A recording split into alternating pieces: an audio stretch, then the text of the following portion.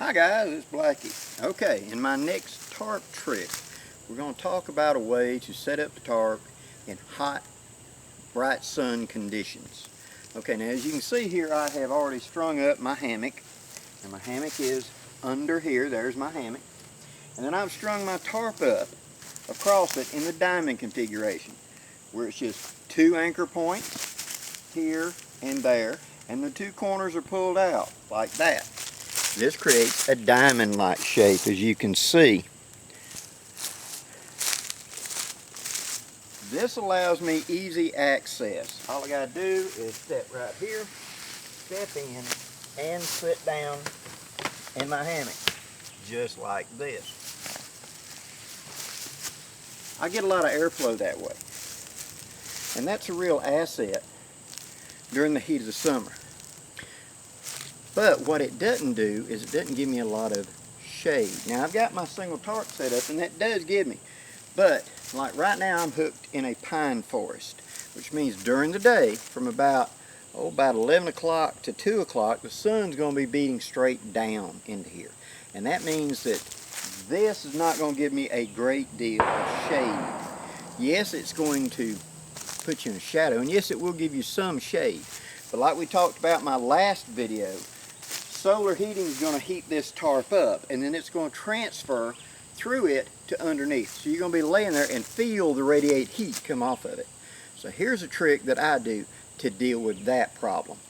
What I do is I take a ridge line and I run it above my existing tarp. So a second ridge line up here.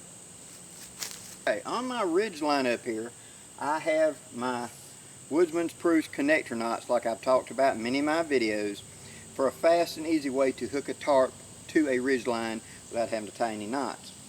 Now, what I'm going to do to help insulate this tarp and stop that thermal transfer is I'm going to take a cheap space blanket, one of the reusable space blankets.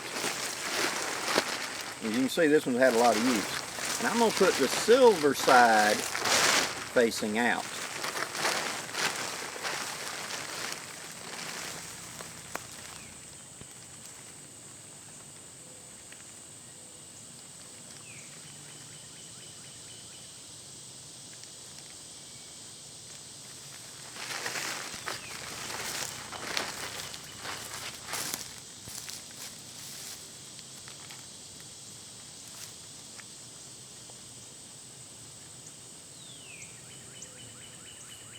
Okay, now it's attached higher.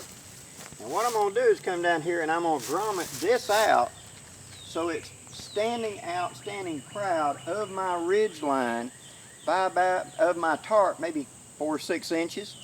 This becomes my sun reflector. Because what's going to happen is the sunlight's going to hit this to bounce off what the mirror will do.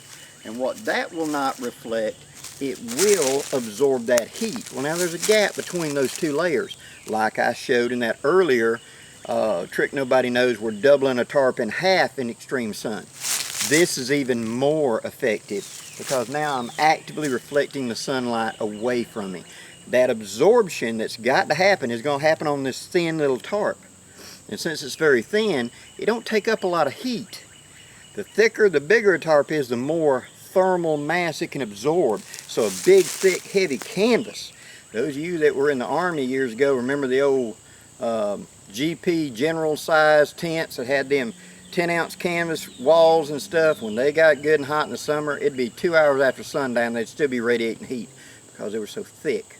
This is so light and thin, it can't absorb much. All it can do is reflect. But what it does absorb will not transfer through to my standard tarp. Let me get you a little closer and show you this up close. Now as you can see, here is my reflective tarp. Here is my actual rain tarp. And then under here is my actual hammock. The space between this is about 1 hand. So any thermal mass that heats this that isn't reflected and this heats up is going to cause a convective current to come up. Since my rain tarp goes all the way to the ground, these cause a convection going up, so the heat flows out up here at the top. This keeps me cooler in my hammock than I would with a standard tarp. Now, what are the limits of this? Well, it's not perfect. Nothing is. it will greatly reduce the heat under there, but it's not going to drop it below ambient temperature. If it's 90 degrees out here, it's going to be no more than 90 under there, but it will definitely be cooler than sitting out in the bare sun. That rain tarp will not be absorbing the long heat wave, or the short heat wave, excuse me. And so therefore it will not be radiating the heat down to me if I'm trying to take a nap under there. Now, how your hammock is oriented makes a difference. In this configuration that I've got right here, let's say that I'm facing east and west. The sun's going to come up over here, this direction, and it's going to travel over to this direction. So this configuration is absolutely viable all day long. But what if I was set up the other way and the sun pick up and go this way? Well, after noon, I need to shift this up on the top. Drape it over like that. And then when it gets on that side, shift it to that side. Depending on where your hammock is and where the sun is in relation, you need to shift the tarp. If I've set it up where I'm facing east and west, and I know my sun is going to be in the southern hemisphere, this way I would be in the shade the whole day. Hope this gives you some ideas, guys. Please leave any questions or comments below. And thank you very much for supporting my channel. Till next time, I'm Blackie, wishing you safe journeys. Have a great day, guys.